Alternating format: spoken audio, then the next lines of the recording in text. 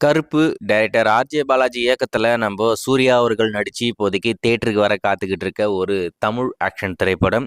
இந்த படம் எப்பதான் வரும் அப்படின்னு சொல்லிட்டு சூர்யா ரசிகர்கள் எல்லாருமே வெறி கொண்டு காத்துக்கிட்டு இருக்காங்க.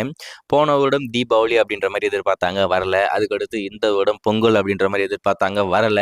அதுக்கடுத்து பிப்ரவரி வரல. எப்பதான்டா வரப்போறீங்க அப்படின்ற மாதிரி எல்லாரும் ரொம்ப வெறி கொண்டு காத்துக்கிட்டு இருக்காங்க. சூர்யா ரசிகர்கள் எல்லாருமே எஸ்ஆ பிரபுவை ட்ராக் பண்ணி எல்லாருமே டேட்டை ஃபிக்ஸ் பண்றாங்களே, நீ என்ன டேட் தான் ஃபிக்ஸ் பண்ணியிருக்க, எதனா ஒன்று பண்ணியா அப்படின்னு சொல்லிட்டு போட்டு பொழந்து தள்ளிக்கிட்டு இருக்காங்க.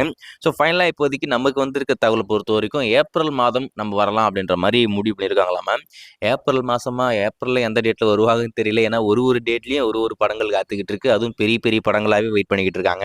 அப்படி இருக்கும்போது இந்த படம் மட்டும் எப்படி வரும் தெரியல. ஸோ வெயிட் பண்ணி பார்க்கலாம். இப்போதைக்கு பிளான் பண்ணுறது ஏப்ரல் மாதம். ஏப்ரல் மாதமாவது வருதா இல்லை இன்னமும் தள்ளி போதா அப்படின்றது காலங்கள் பதில் சொல்லும். சரி, இந்த படத்துடைய மியூசிக் டைரக்டர் நம்ம சாய், அவர் இசை ஞானி. அவர் தான் அந்த படத்துக்கு மியூசிக் கம்போஸ் பண்ணுறாப்புல.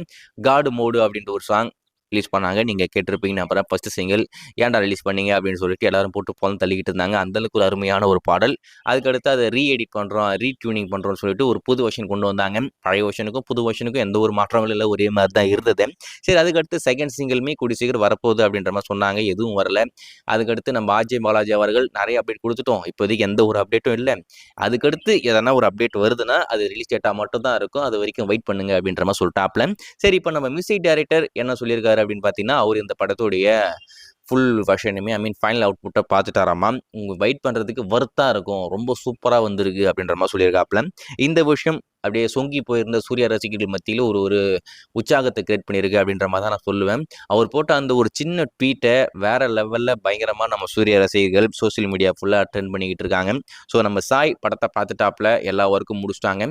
அதாவது ஃபைனல் அவுட்புட் வந்துருச்சு, நான் பார்த்துட்டேன், வெயிட் ஃபார் வர்த். நீங்கள் வெயிட் பண்ணுறதுக்கு கண்டிப்பாக வர்த்தாக இருக்கும் அப்படின்ற மாதிரி சொல்லியிருக்காப்புல. நம்ம ஆர்ஜே பாலாஜி அவர்கள் பயங்கரமாக சமைச்சு வச்சிருக்காராமா. என்ன சமைச்சிருக்காருன்னு தெரியல. ஸோ வெயிட் பண்ணி பார்க்கலாம். எப்போ வந்தாலும் படம் நல்லாயிருக்கும் அப்படின்ற மாதிரி நம்ம சாய் சொல்லியிருக்காப்புல. ஸோ கண்டிப்பாக நம்ப முடியுமான்னு சொல்லிட்டு ஒன்றும் புரியல. ஸோ வெயிட் பண்ணி பார்க்கலாம்.